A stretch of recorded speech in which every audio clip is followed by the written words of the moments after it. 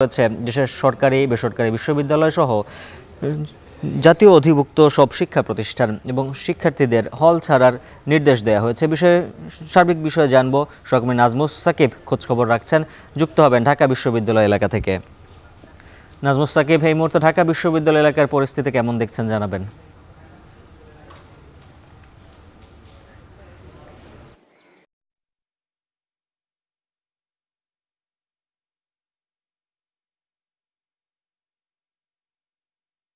গতকাল পর্যন্ত আমরা দেখেছি যে উত্তপ্ত ছিল, সেটা সারা দেশে কিন্তু ছড়িয়ে গিয়েছে এবং গতকালকেও কিন্তু দেশের বিভিন্ন জায়গায় এবং ঢাকা সহ সব মিলে প্রায় 6 জন কিন্তু নিহত হয়েছে। এবং সকাল থেকে আসলে আমরা দেখতে পেয়েছি যে সকালে যেহেতু গতকালকেই আসলে নির্দেশনা দেওয়া হয়েছে ইউজিসি থেকে যে সকল বিশ্ববিদ্যালয়গুলো বন্ধ করার ব্যাপারে, এবং আমরা দেখতে পেয়েছি এবং হল ছাড়ার ব্যাপারেও কিন্তু নির্দেশনা ছিল।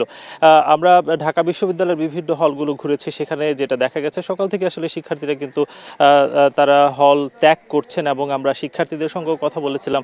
তারা যেটা জানাচ্ছেন যে আসলে হল প্রশাসন থেকে সরাসরি তাদেরকে কিছু জানানো হয়নি, তবে তারা আসলে এই যে নির্দেশনা সেটা আসলে অনলাইনে দেখেছেন এবং ফলে কিন্তু তারা আসলে সকাল থেকে হল ছাড়ছেন।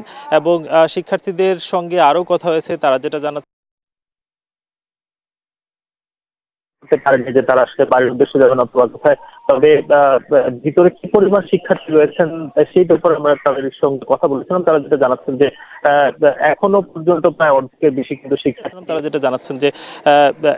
পর্যন্ত প্রায় অর্ধেকের বেশি কিন্তু শিক্ষার্থী এই হলগুলোতে রয়েছেন।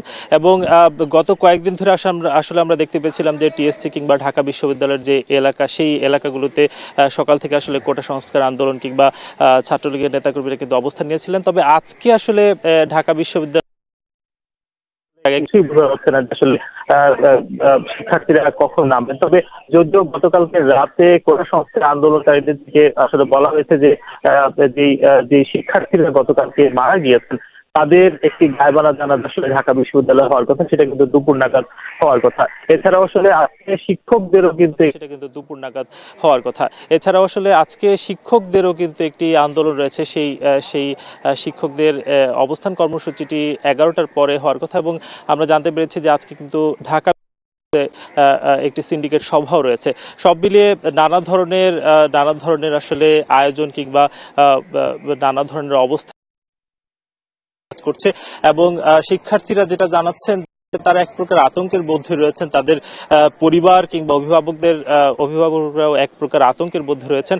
এবং বেশ কয়েকজন অভিভাবকদের সঙ্গে আমাদের কথা হয়েছে, তারা কিন্তু তাদের সন্তানদেরকে তারা নিতে এসেছিলেন। তারা যেটা জানাচ্ছেন যে আসলে নাজমুস সাকিব ঢাকা বিশ্ববিদ্যালয় এলাকা থেকে যুক্ত ছিলেন। ঢাকার বাইরের চিত্র জানবো। সিলেট থেকে শাহজালাল বিজ্ঞান ও প্রযুক্তি বিশ্ববিদ্যালয়ে আছেন সহকর্মী রাকিবুল রাফি এবং রাজশাহী বিশ্ববিদ্যালয় থেকে যুক্ত হয়েছেন সহকর্মী মাসুমা আক্তার। শুরুতেই সিলেটে যেতে চাই রাকিবুল রাফির কাছে। রাফি, শাহজালাল বিজ্ঞান ও প্রযুক্তি বিশ্ববিদ্যালয়ের শিক্ষার্থীরা হল ছাড়তে শুরু করেছেন কিনা এবং বিশ্ববিদ্যালয়ের বর্তমান যে পরিস্থিতি সেটি জানাবেন। উজ্জ্বল, সারা দেশের মতো কোটা বৈষম্য নিরসনে যা ছাত্রছাত্রীরা যে আন্দোলন রয়েছে, সেই আন্দোলনের পরিপ্রেক্ষিতে কিন্তু 12 দিন থেকে সিলেটে এই যে ছাত্রছাত্রীরা রয়েছে, সাবিপ্রবির থেকে শুরু করে সাধারণ শিক্ষার্থী, তারা কিন্তু আন্দোলন কর্মসূচি চালিয়ে যাচ্ছেন।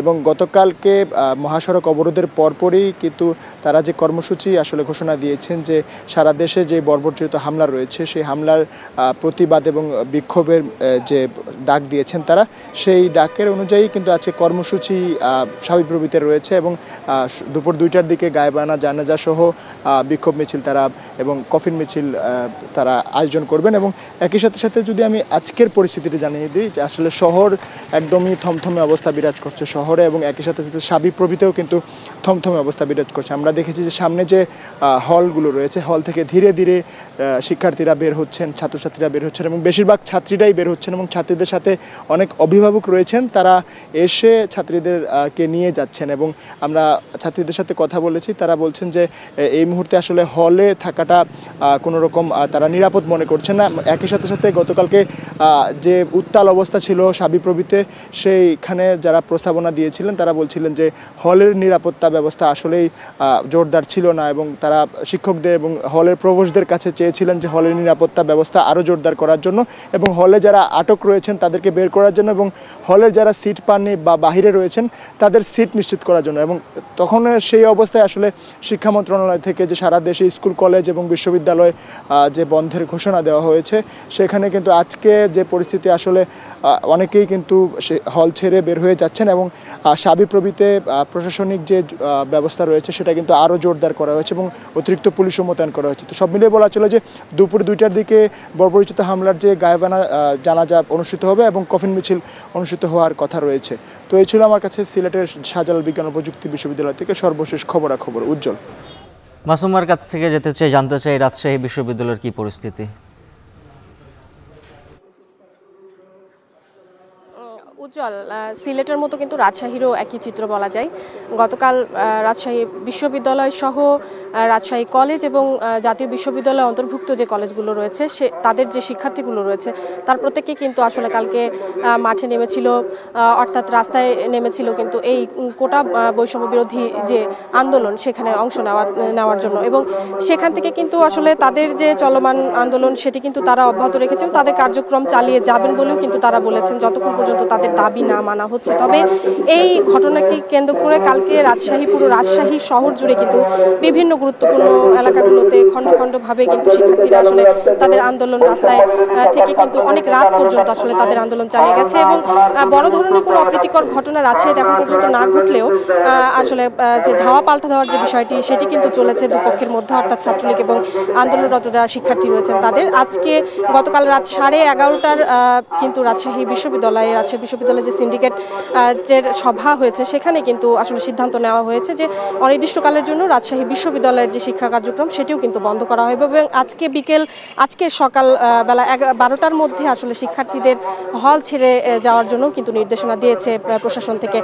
সেই অনুযায়ী কিন্তু আজকে সকাল থেকে আমরা লক্ষ্য করছি যে রাজশাহী বিশ্ববিদ্যালয়ের বিভিন্ন মেয়েদের হল থেকে কিন্তু মেয়েরা বের হচ্ছে, তবে সংখ্যায় সেটি কিন্তু খুবই কম। আসলে আমরা দেখছি যে এক এক করে তারা ধীরে ধীরে বের হচ্ছেন, একসাথে যে অনেকে বের হচ্ছেন বিষয়টি এরকম নয়, তবে এক এক করে তাদের সুবিধা মতো আসলে বের হচ্ছেন হলগুলোতে। আমি এই মুহূর্তে আছি মেয়েদের দুটি হল রয়েছে এখানে, ফজিলাতুন্নেসা হল, বঙ্গমাতা হল যেটি, এবং বেগম রোকেয়া হল যেটি রয়েছে, রোকেয়া হলে থেকে। এবং একটু আগেও কিন্তু আমরা দেখেছি যে মনোজন হল থেকেও কিন্তু মেয়েরা বের হচ্ছিল এক এক করে, এবং এখানে অনেকে অভিভাবকরাও এসেছেন আসলে মেয়েদেরকে নিতে এখান থেকে।